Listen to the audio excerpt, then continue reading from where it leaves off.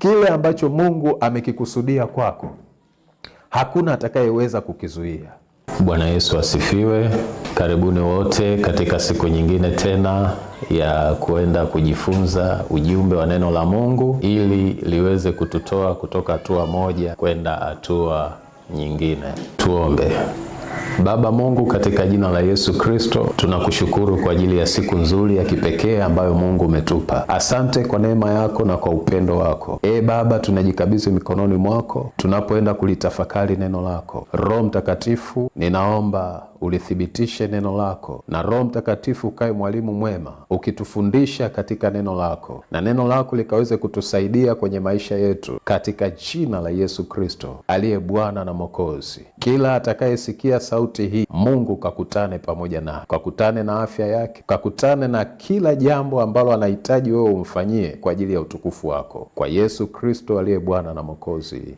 Amen. Katika somo hili la Injili hii ya Luka mlango wa 24 mstari wa kwanza, wewe ukipata muda utasoma mstari mpaka mstari ule wa 12. Mimi nimejaribu kusoma mistari ya mwanzoni pale. Inaelezea habari za wanawake ambao walienda kuupaka mwili wa Bwana wetu Yesu Kristo mafuta ulipokuwa kaburini, lakini walipofika pale kaburini wakakuta ule mwili haupo, lakini kabla hawajaangalia ndani waliona lile jiwe limevingilishwa mbali na kaburi. Unajua wenzetu Yesu Kristo walikuwa na kawaida ya kuchonga kaburi kwenye mapango, alafu wanawekwa mwili wanaweka na jiwe. Kwa hiyo walipofika pale wakakuta ile jiwe limevingilishwa mbali na kaburi. Biblia inazungumza kwamba hakukuwa na mtu mwingine zaidi ya watu wawili ambao walikuja kuwatokea, ambao ni malaika. Kama injili zingine zinaonyesha ni malaika, sababu walikuwa wamevaa nguo za kumetameta. Kwenye ule mstari wa 5 kawa wanawaeleza, kwa nini mnamtafuta aliye hai mahali pa wafu? Na mstari ule wa 6 anaendelea kusema, hayupo hapa, amefufuka katika wafu.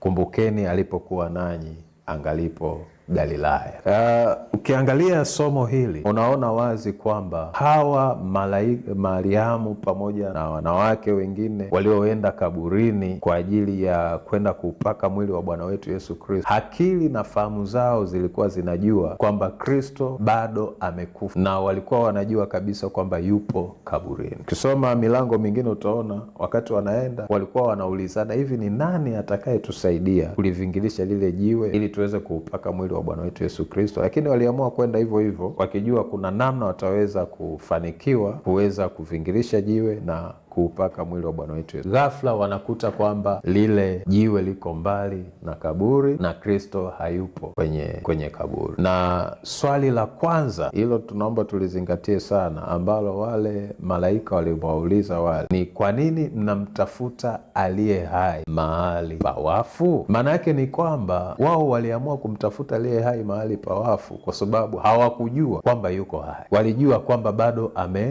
kwa sababu ndicho wanachokifahamu na ndicho walichokiona na ndicho ambacho kiko kwenye fikra zao na kwenye akili zao. Wanajua kabisa kwamba Kristo amekufa, lakini kumbe siku hiyo wanaoenda tayari Kristo alikuwa amekwisha kufufuka kutoka kwa wafu. Hayupo tena wapi?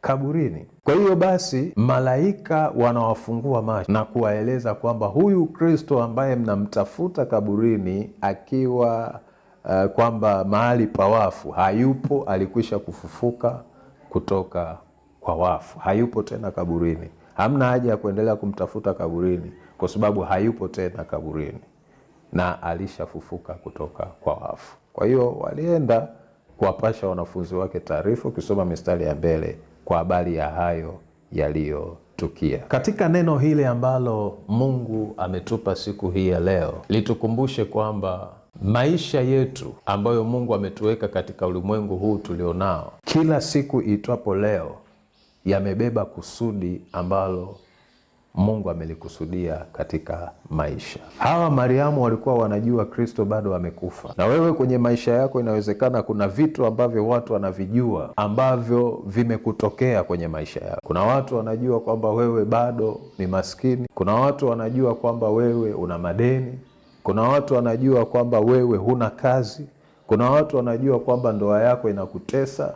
Kuna watu wanakujua jinsi ilivyo kwenye maisha kulingana na mambo mbalimbali ambayo unakabiliana nayo kwenye maisha.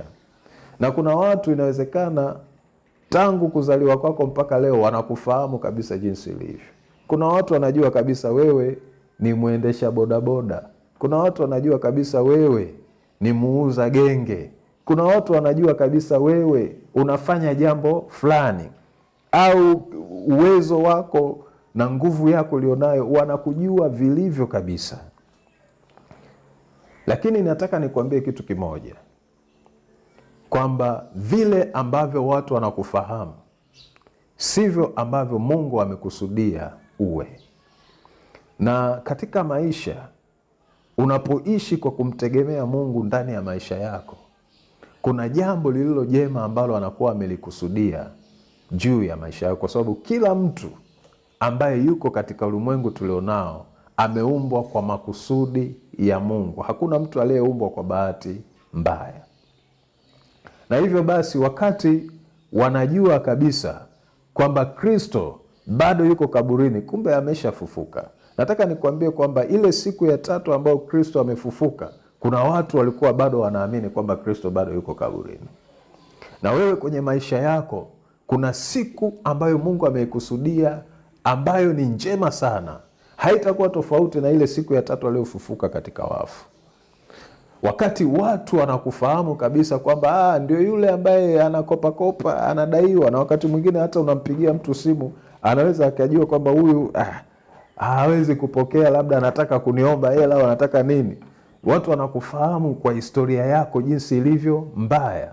Nataka nikwambie kuna siku ya tatu iliyo njema ambayo kila kilichokufa kitaenda kufufuliwa na Kristo, nao utayaona matendo makuu ya Mungu kwenye maisha yako. Mwamini Kristo unaposikia sauti hii ya kwamba ipo siku ambayo Mungu amekusudia kwako iliyo njema, ambayo kila historia ambayo watu walikuwa wanaifahamu iliyo mbaya ya maisha yako, historia iliyo mbaya ya uchumi wako, utikisiko wa uchumi ambao unapitia, kuna watu tayari wamesha kuwekea mipaka, wanasema kwa hali anayokutana nayo hatavuka hapa ndio mwisho wake, tuone kama mwaka huu atavuka. Nataka nikwambie ipo siku ya tatu yako. Mwamini Kristo ambaye amefufuka kutoka kwa wafu, kwamba ana siku iliyo njema ambayo na wewe atakutana na maisha yako, atakutana na ndoa yako, atakutana na watoto wako, atakutana na yale yanayokutesa kwenye masuala ya maisha ya ajira. Kuna watu wamesoma, wana elimu nzuri, lakini mpaka leo hawana kazi. Ipo siku ya tatu yako inakuja ambayo itabadilisha historia kabisa. Wapo watu ambao wanakutazama kana kwamba Kristo bado yuko kaburini, lakini hayupo tena kaburini, amekwisha kufufuka kutoka kwa wafu. Kitu cha msingi ambacho ni cha muhimu sana kinachotakiwa kibadilike kwako sasa, wewe badilisha mtazamo ulionao. Hacha kuendelea kumtafuta Kristo aliyekufa kaburini, maana Kristo hayupo tena kaburini, amekwisha kufufuka kutoka kwa wafu. Maana yake ni kwamba muamini Kristo aliyefufuka katika wafu, ambaye huyo ataenda kukutana na maisha yako. Huyu Yesu hayupo tena kaburini, alikwisha fufuka.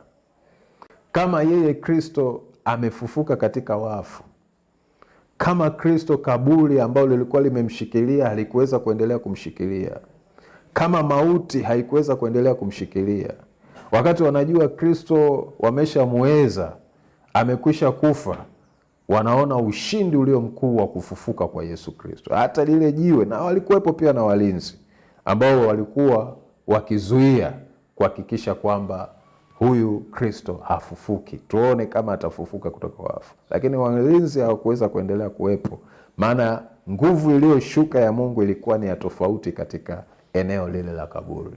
Kwa hiyo hakuna aliyeweza kuzuia lile ambalo Mungu alilikusudia la Kristo kufufuka kutoka kwa wafu. Nataka nikwambie kwamba kile ambacho Mungu amekikusudia kwako, hakuna atakayeweza kukizuia.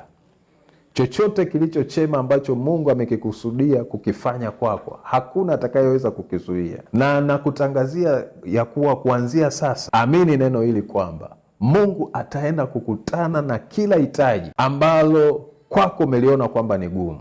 ataenda kukutana nalo.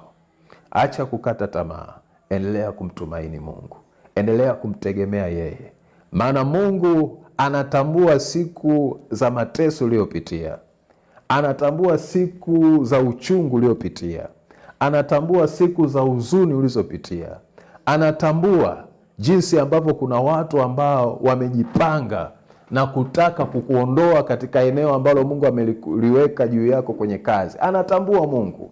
Mwamini Mungu atakuvusha kwenye hilo eneo. Anatambua jinsi ambavyo maadui wanavyojipanga kuhakikisha kwamba wewe hutachomoka, kuhakikisha wewe unaendelea kuwepo kaburini, kuhakikisha uchumi wako unaendelea kuwepo kaburini. Mungu anajua, lakini ipo siku watashangazwa kwa ukuu wa Mungu kwenye maisha yako.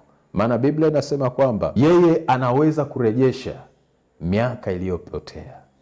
Ukisoma Yoeli mlango wa 2 mstari ule wa 25, anaelezea kwamba miaka ile iliyoibiwa, miaka ile iliyopotea kwenye maisha yako, miaka iliyoliwa na nzige, miaka iliyoliwa na tunutu, miaka iliyoliwa na madumadu, Mungu anaweza kuirejesha tena kwa upya. Maana Mungu hafungwi na siku, hafungwi na miaka. Yale ambayo unaona kwenye maisha yako yamechelewa sana, mwamini Mungu anaweza kuyarejesha ndani ya siku moja. Ukisoma katika Petro wa 2 mlango wa 3 mstari ule wa 8, anaelezea pale kwamba kwa Mungu miaka 1000 ni kama siku moja, na siku moja ni kama miaka 1000. Anaeleza kwenye Petro kwamba yale ambayo umepita nayo kwenye mateso, inawezekana miaka 30, 40, wengine miaka 10, lakini inawezekana hiyo ni sekunde tu mbele za Mungu. Haijafika hata kipimo kile cha Mungu. Maana Mungu anasema kwamba miaka 1000 ni kama siku moja. Sasa wewe au unaopitia, umepitia kwa muda gani? Usiache kumtumaini Mungu, kwa sababu Mungu anaweza kurejesha, na anaenda kukurejeshea sasa furaha ambayo adui alikuwa ameiba katika maisha yako, na itarejeshwa katika jina la Yesu Kristo, nawe utauona ushindi ulio mkubwa sana kwenye maisha yako. Kila ambacho adui amekiiba, tunaenda kuomba sasa hivi na Mungu anaenda kukirejesha.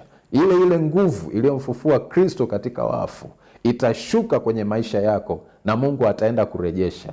Weka imani kwa kile ambacho unataka Mungu sasa akifanye, ambacho kimekuwa kikikutesa kwa muda mrefu, na tutaiachilia ile nguvu ya ufufuo iende kukutana na maisha yako na kwenda kufufua vile ambavyo adui alikuwa ameviiba. Na miaka yako iliyopotea, mwamini Mungu atairejesha.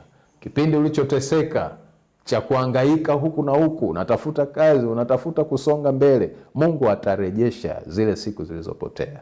Endelea kumtumaini Kristo aliyefufuka katika wafu. Acha kuamini kwamba Kristo bado amekufa. No, Kristo alishafufuka. Na kama amefufuka, ile nguvu yake iliyomfufua Kristo katika wafu inaweza kukufufua na wewe katika kila eneo ambalo unapitia lenye mateso, inaweza kurejesha tena kwa upya. Biblia inasema, na hili ni neno ambalo naenda kulimalizia, ukisoma Warumi mlango ule wa 8 na ule mstari wa 11, anasema, lakini ikiwa Roho wake yeye aliyemfufua Kristo katika wafu anakaa ndani yenu, ataiwisha na miili yenu iliyo katika hali ya kufa kwa Roho wake anayekaa ndani yenu. Huyu Roho Mtakatifu yuko tayari kuuisha chochote kile ambacho kiko katika hali ya kufa kwa Roho wake. Iwe ni ndoa, iwe ni uchumi, iwe ni biashara, iwe ni huko shambani unaona mambo hayaendi, iwe kwenye kazi zako, iwe kwenye maisha yako, iwe eneo lolote lile, Roho Mtakatifu aliyemfufua Kristo katika wafu yuko tayari kuhuisha chochote ambacho kimekufa. Na tuombe. Baba, katika jina la Yesu Kristo, wakati huu Mungu, ninaomba Roho Mtakatifu ambaye umesema na sisi, ulithibitishe neno lako kwa kila mmoja anayesikia sauti hii. Baba, katika jina la Yesu Kristo, ninaomba kutana na hitaji la kila mtu ambaye anasikia ujumbe huu. Wapo watu ambao wanapita kwenye mateso, wapo watu ambao wamekata tamaa, Wapo watu ambao wameundiwa tume za kwenda kukutana nao ili kuhakikisha wanaua kile ambacho Mungu amekiweka ndani yao. Wapo watu ambao wanapita kwenye shida za magonjwa, wanapita kwenye shida za kukosa kazi, wanapita kwenye shida za madeni. Madeni yanawatesa watu. Ninaomba Baba, wewe uliokutana na yule mwanamke wa Sarepta, wewe ambaye umekutana na watu wako mbalimbali, naomba ukutane na hitaji la kila mtu katika jina la Yesu Kristo. Nami ninatangaza ile nguvu iliyomfufua Kristo katika wafu ikakushukie na kufufua kila kitu kilichokuwa katika hali ya kufa kwenye maisha yako, ukapokee kwa jina la Yesu Kristo. Nami Mungu ataenda kukutana na wewe na jina lake litaenda kutukuzwa sawa sawa na mapenzi yake, katika utukufu wa jina la Yesu Kristo. Amen.